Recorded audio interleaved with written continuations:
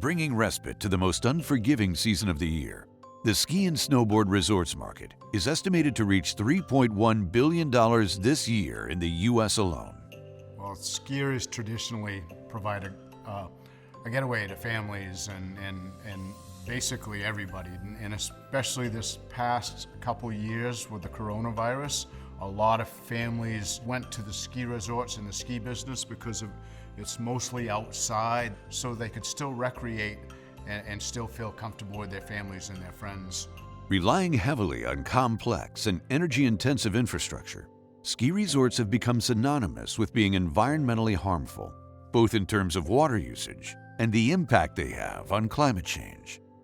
A ski area will use energy to spin the lifts, power the lodge, and to make snow. But by far, most of the energy goes into making snow. Ski areas will use energy from the local utility. On average, 61% of the energy used to make snow uses fossil fuels. As a result of global climate change, most ski areas are experiencing shorter winters with more frequent thawing periods, forcing ski areas to make artificial snow to maintain services and create sufficient coverage. Last winter, it seemed like we hit some pretty big extremes. Extremely windy, huge cold spells, and then huge rainstorms. So we have to adjust for the weather conditions. Snowmaking is a fact of life. It's part of your operation. You can't do away with it. A lot of people will say to me, geez, with all that natural snow you got, you probably cut down on snowmaking, and that's not true. We typically have always made the same amount of snow because man-made snow is much more dense. It lasts a lot longer, it's a lot more durable. Natural snow packs down, it doesn't last as long. Snowmaking requires large quantities of water to be taken from rivers or lakes that are often several miles away. This water must travel thousands of feet up a mountain before reaching its destination, making it easy to understand why water pumping represents more than 80% of the energy needed for snowmaking. Traditional snowmaking system pushes compressed air and compressed water through nozzles. So the main ingredients are pressurized air and pressurized water. Right now, most ski areas pump the water from a great distance. Water is pretty darn heavy, and it takes a lot of energy to get it across the way and up the mountain. Saddleback ski area currently pumps at around 2,000 gallons a minute and is upgrading to 4,000 gallons a minute. A full tanker truck holds 12,000 gallons a minute. So at 4,000 gallons a minute, that's a tanker truck every 3 minutes driving from the lake up the mountain. We also recognized that there was a lot of water flowing down the mountain. And that was when we first asked the question, wait a minute, what if we grab the water high up on the mountain? How much energy would that save? In recent years, snowmaking equipment manufacturers have invested in a variety of mechanisms to improve efficiency.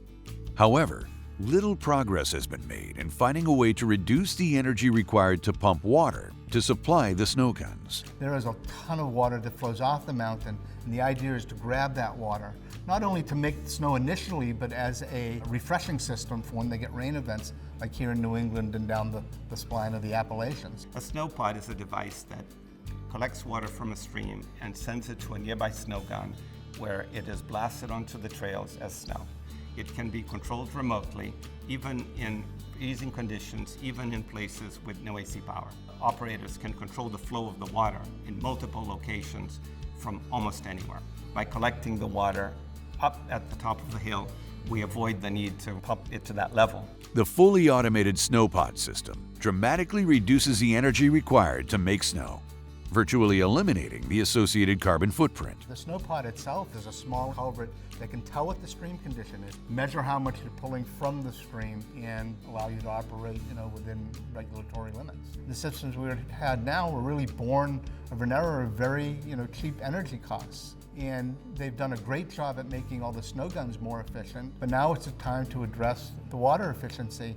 And really the only way to get efficiencies that we need out of the water is to capture the water as high out the mountain as you can. And we really believe that we can build a system that's far more energy efficient, but also can help the eastern states, especially along the splines and up into New England, a recovery from warming events in the face of climate change. Keep in mind that we're working on the energy and the efficiency side, not the power generation side. we're making a system more and more efficient. When you make a system more efficient, somewhere in the energy chain, you stop carbon from being put into the air. Eliminating the energy used to pump water uphill could help ensure ski areas continue to play a vital role in the economic development and financial well-being of rural communities for years to come. Right now, the rain flows off the mountain down to the lake and they pump it back up again. Some mountains probably lose $100,000 in water. They can't exactly pump that up there all at once, right? So they can only remake snow on 1 or 2 trails at a time. Today, in the Northeast, a ski area will have to deal with about 5 rainstorms per season.